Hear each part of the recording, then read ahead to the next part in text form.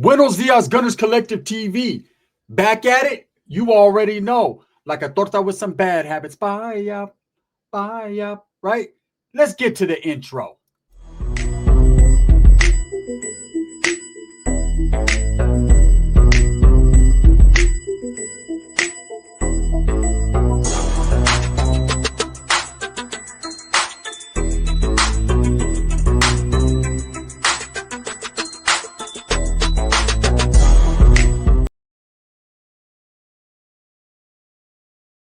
Welcome back to the channel. And if you haven't already hit that like and subscribe button, make sure you go ahead and do that. Put your notification bell on all so that way you're directing the direction of the dope content that the gun stays spitting.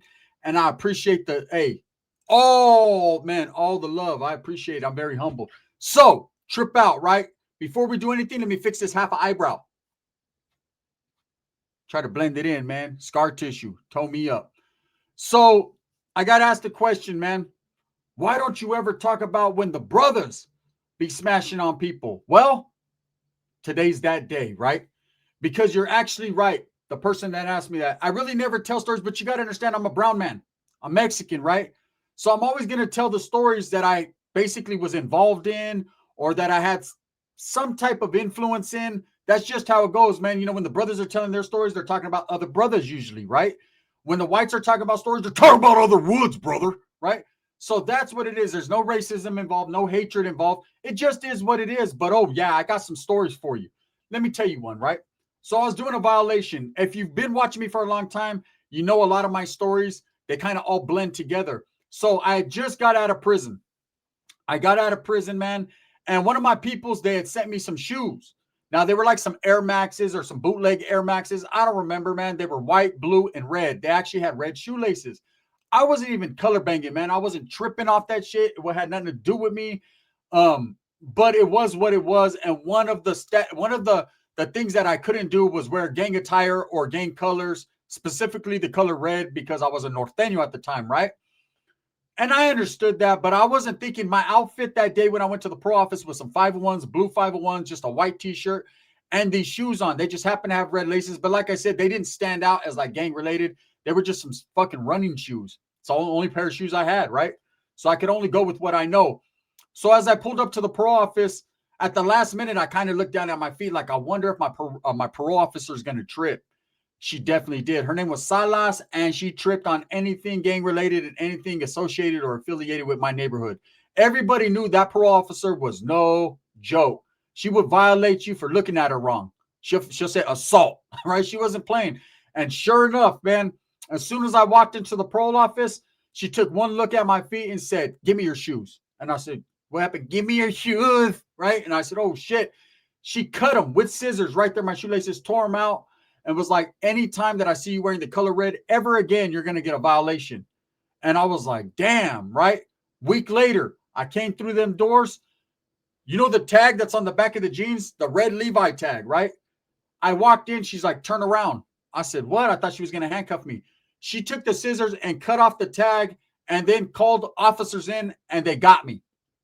Handcuffs, back to Tracy prison. I was only out 2 weeks that time before I caught a violation for having a Levi tag on my jeans, right? She said, "No red." I said, "Man, well, that's part of the pants." She says, "Yeah, that's the part of the pants that got you violated. You're out of here."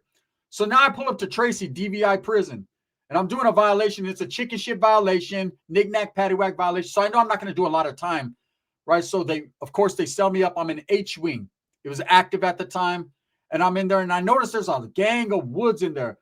They had 3 tier tenders. One of them was black. 2 of them were whites, right? Woods. Of course, in Tracy, they separated Southsiders from Northsiders. So you're going to have the Northerners, blacks, whites. That's general population. And then, of course, they had the Southsiders that were, I think, in West Hall at the time. And they were active too, but they were segregated because North and South just didn't mix in Tracy. That's just the truth, right? Back then, before the end of hostilities, before the end of any of that, there was North versus South all the time.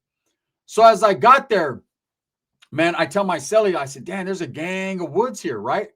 He's like, "Yeah." He's like, "There's a gang of brothers too, right?" Every day they would bring people in, busloads in, and it'd be like 3 or 4 brothers, 3 or 4 woods, right? Hardly any Northerners. And I said, "Damn, where are they sending all the homies?" Well, you got to understand about that time, a lot of Norteños were falling off. There was a lot dropping out left and right. So you'd have a busload of maybe 6 or 7 Northerners that pulled up from Stockton, Modesto, Merced, wherever they pulled up from, right? 3 or 4 of them would lock it up right from the bus, right in R&R. So you'd have 1 or 2. So our numbers were dwindling slowly but surely, right? And then what you did have was a lot of dudes coming in, and they were Northern Riders, and they were part of that.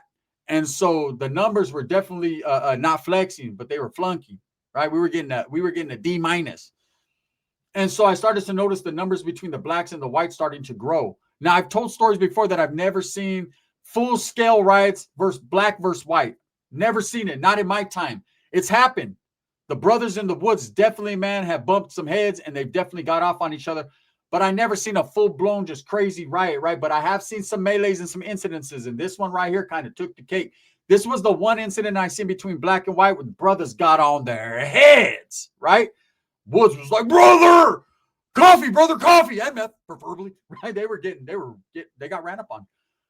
So this is what had happened.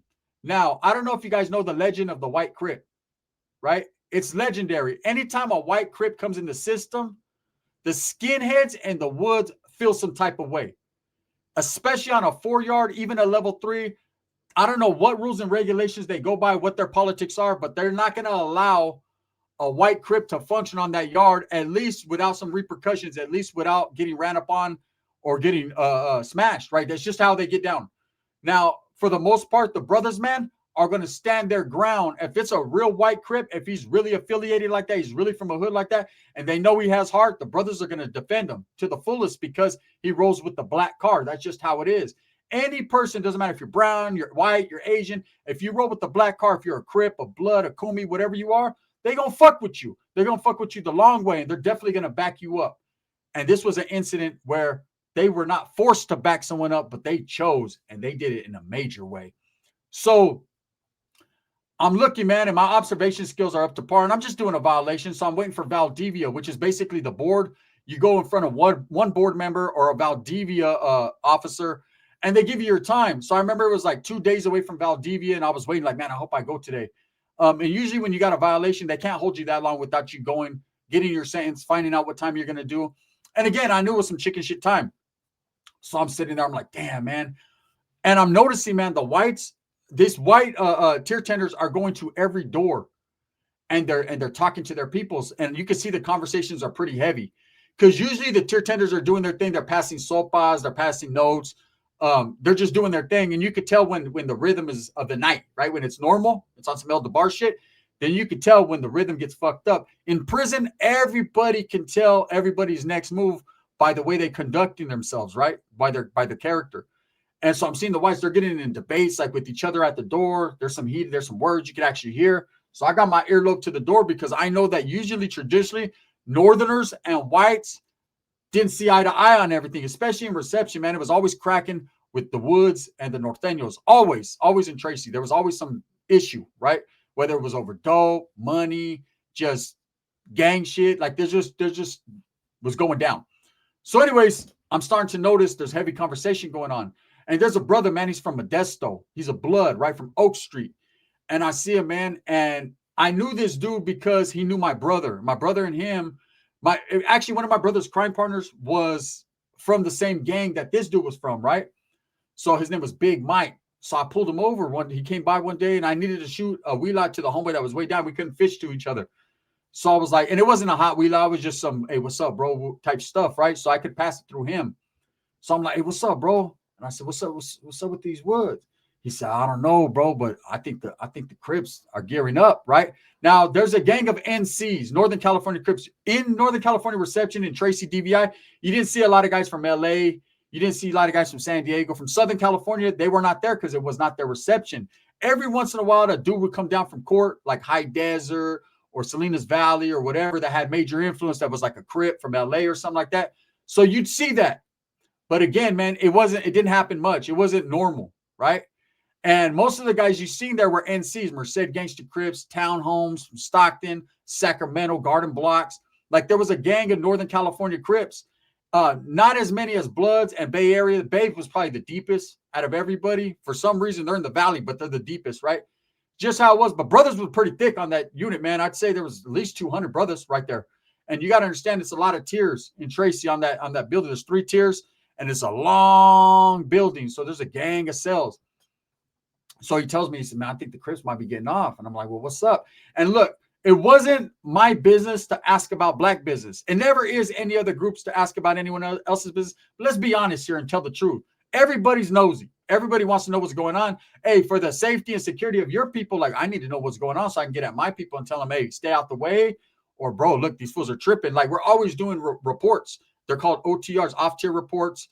And then we're always doing on-tier reports, basically letting everyone know what we see, counting numbers, just that's just the way it was with the Norteños. It was always about security, security, security. It was more than we needed, but it was needed, right? And so anyways, I'm hitting him up. And so that he passes, he does the note thing for me. So I see the whites are getting into a debate. Well, there's something that goes down. They actually pop a door for shower time. So they're going to, the way they showered is they'll shower one side one day. The next day they'll shower the other side. They'll go by tiers, right? So I'm on the second tier, kind of up by the control office, up by the showers. That's where my cell's at. And I got direct angle to the cell that's right to the right on the other side, right? And I see one of the tier tenders is a white dude. He's waiting there. He's like waiting right in front of that cell for the longest time. And so they're doing showers.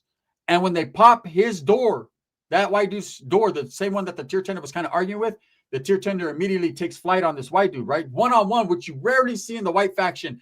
Because just like on any other faction, like North, South, is always, if you're going to put hands on someone, if you're going to do put hands on your own people, it's usually like a 2-on-1, a 3-on-1, even a 4-on-1. They're removing them, right? You don't just see from the whites, like the brothers, man, they'll get down like that. They'll catch the 1-on-1s all day. I got to respect it. I always respected that about the brothers card, man. They'll catch that 1-on-1. They'll catch that fade and keep it pushing, right? The whites and the Mexicans ain't doing it like that. They're trying to stab you and throw you up off the tier and all kinds of shit, right? It's a removal. So to see him, and I seen the whole play going down. Like, he was waiting. They popped the white dude's door. Boom, he got off, right? So this is what had happened. Big Mike comes back through. I'm like, damn, you see that shit that Woods got off, right? He was like, yeah, they're both washed. I said, yeah, man, that dude, especially the one that got off on him. He said, nah, the other one's washed too. He got off on him because he disrespected him because of what's going down. I said, what's going down? My celly's looking at me like, it's none of our business. I said, shit, fool, that's everything here is our business. This is our prison, right? That was a Norteño established prison. Like, that was our shit, how we felt, right? But it was everybody's. And he was like, so what had happened was, he was like, you see that cell down there? And I'm like, yeah. He's like, look at old boy when he comes out for showers tomorrow. That'll tell you the whole story. So dude comes out bald, all tatted back. But you could see the difference in his tattoos from like a traditional skinhead or a wood. Usually a wood, he's got all kinds of 1488s or the skins do, and they got all kinds of symbolisms. And what is it? The swastikas. They got all that. You could tell they're woods. They got the war eagle on the back of their head, 23, like just their symbolization where you could tell that's a wood, that's a white man doing white man things, brother, right? But this dude came out, he had like some money bags. He had the Monopoly man holding money bags, Benjamin Franklin. I said, oh, that dude right there runs with the black car. And then I seen his celly come out and he was a brother, right? And I knew right from the gate, oh, shit. He must be a white blood or a white Crip. Ooh, I want to see how this plays out. Well, come to find out, dude was a white Crip from Richmond, right? He was from the Bay Area, but he was claiming Crip. He was a white dude, right? He was a youngster, probably like 25, 26 years old. But he had all the tattoos, man. He had Crip right here behind it. Like, he was really with the shit. And obviously they sold him out with the brother, man. So he was willing to go in there and sell up and do his thing. Brothers fucked with him. I seen every time he came. Well, I seen him when he came out for the showers that time. I seen him another time before it cracked, right? When he came out, all the brothers was fucking with him. Shower time, they're all doing their thing. Or when I see him go to like medical or whatever, man, he's with the celly, with the other brothers, man. They fucked with him heavy. You could tell, right? So we hadn't had yard. I hadn't had yard. I ended up going to Valdivia and I got 60 days. So I'm going to be there for 60 days. I already got credit for time served. The 1-2 days I was in county and then boom, right? And so I already know, man, I ain't going nowhere. More than likely, they're going to parole me from right here. That's usually what happens. If you get like 9 months, a year flat, even 6 months, you're probably going to hit a linea. You're going to go to another prison. But if you're doing chicken shit time, 30 days, 60 days, even 90 days, they're not going to take up the bed space at a prison. They're not going to send you anywhere, especially when you got high points. When you have level 4, level 3 points, it takes forever to find bed space anyways. Usually when you're like level 4, 180, man, you could be there for a year until they find bed space. Level 3, it usually takes anywhere from 3 to 6 months. So I knew I was going to be there. So I wasn't even tripping. I was happy. Like, all right, I'm going to stay in Tracy, right here drinking bullshit water and eating a soup at a time. But I'm cool because I'm going to be back on the streets. So I'm peeping the scene. We end up going to yard. We go to yard, and immediately, man, I go tap in with the gente. We have our own bars. Now, we're active at the time, right? I was. They were. Maybe still are. I don't know. Half of them probably done fell off. But anyways, the homie from Stockton, he has that yard. And he tells me he's from Pilgrim Street. And he tells me, hey, bro, you see what's going on with the Africanos, with the blacks. And look, no disrespect to the brothers out there, man. That's just what we call blacks. We call them Africanos. You know, it was no disrespect. It was just, you know what I'm saying, African-born brothers, right? Or African brothers. And it was actually a show of respect. And he says, you see what's going on with the Africanos? I said, what's up? He says, yeah, that's a fucking white Crip right there, bro. And the Woods are feeling some type of way. And that one Wood got off on the other one last week because they want to press the issue on this guy. And he didn't want to press the issue. So they just rushed him. That fool just got off on him. I'm like, oh, shit. He's like, yeah, man, be on the lookout because I think the whites are going to make a move on this dude. So, like, all right, cool. So it's the next day, and I see Big Mike. I'm trying to get Big Mike's attention. Like, we went to the yard. We're not going to go to the yard till next week because you only go like once a week in Tracy, right? And so I noticed that the blacks were gathered up, the whites were gathered up. Wasn't too many white dudes on that yard at that time. There was probably like 20, 30 of them. There was like 200 blacks. Like I said, they were deep, thick. And so my boy Mike is going by the tier tender, and I call him to the side. I'm like, hey, what's up? And he keeps ignoring me. Like, it's not that he's ignoring me like on purpose, but he's like busy. And he's passing a lot of stuff. And there's some Northerners that are like heavy hitters, like really involved, right? Really in the mix. Dudes that have been locked up, done 10 years. Another one did like fucking 15 years or cellies. He's at their door all day, right? And so I'm telling my neighbor, who's a homeboy from Sanho, like, hey, what's going on, bro? You know what I'm saying? Are we tripping with the blacks? Are we going to back them up? Or what's going on? Like, I want to know, right? And he's like, I don't know, bro. You know, your guess is as good as mine. So the whites are peeping us out. They're peeping the same thing. Everyone on the tiers, they're tiers. And then you can look directly across. So everyone's looking at what's going on, right? So now the whites are getting a little nervous. They're like, oh, man, if the Northerners get involved, there's going to be some bodies. Like, it's going to be bad, right? And so the blacks are I'm wondering what's going on. So when Big Mike comes by, I'm like, hey, bro, what's up? Fuck with your boy, right? He's like, oh, my bad, bro. I've been busy, man. You got something to pass? And I'm like, hey, what's up, bro? What's up? He said, you'll see at yard what's up, right? So I'm thinking, okay, it's going down. Now, this is what happens, right? Usually the Woods take flight first. Usually because they're outnumbered. There ain't very many of them, and they're the ones with the issue. You got to understand, the brothers don't got the issue. That's their people. They're going to stand on that. They're going to defend them. They're going to back them up. Sometimes they choose not to. It's totally up to them, right? How they feel. But these brothers right here was like, nah, fuck that. That's the homie. We're going all out for the homie, right? He's proved himself. I guess he was in prison before, and he was already one of them guys. Like, he was with the shits. And so the thing is, you're going to have to fucking crack it off if we're going to crack it off. So anyways, we're going out to the yard, and the homeboy from Stockton, he pulls me and my celly to the side. And he's like, hey, walk slower. It's a long track, and everyone goes to the back. He was like, this shit's going to pop off before they do yard recall. Usually shit cracks off at yard recall. You got to be on swivel, on point. Yard recall, you're looking, because that's when people get removed, because people want their yard. They want that sunshine. They want to go out to the yard and enjoy themselves before you get down. We're walking, man. I'm going to tell you right now, the Woods are walking deep, right? There's a gang of them. Let me tell you something right now, man. That white Crip, oh, Crip! That motherfucker yelled, right? He took off running. There was a big old, like, skinhead dude, right? He's from not Cocoa County, Shasta County, man. He's walking. Man, that motherfucker knocked his boots backwards. Boop! He hit him, and then Bob Barker started barking. The Wood was like, brother! Timber! Redwood! Get him! Right? The Wood started attacking that dude. That dude had him a piece. Now, what had happened was, the reason why the brother was at the Northerners' doors, they were making pieces for the brothers, man. You know what I'm saying? Look, I'll keep it real, man. The brothers, they make pieces just like any other group, man. But usually, you know, because there was not an alliance, but there was a close affiliation, especially in Northern California, man. The Northerners and the blacks rocked, right? They went to them dudes' cells like, hey, can you make us a few things? We're going to get our money, right? Cool. They slid him a couple things. That's why he was at their door waiting for them to do what they were doing. They slid him a couple things. They gave one of that white Crip, man. That motherfucker was Texas Chainsaw Massacre, brother, right? Blood, cuz, right? And North Day thugs. Man, he started booking them white dudes, man. They were on him, and the brothers just surrounded. And they were picking up. I seen this big black dude. What do they call him, man? Kung or Kong or something like that, right? He was a big old dude from Stockton. He was picking up white dudes and just caving their heads in. Boom! Boom! Brothers was knocking shit out. Woods were like, brother, it's okay. He can stay. He can stay. He can stay, right? He can stay on the yard. He can stay on the yard of the brother, right? Brother smashed him.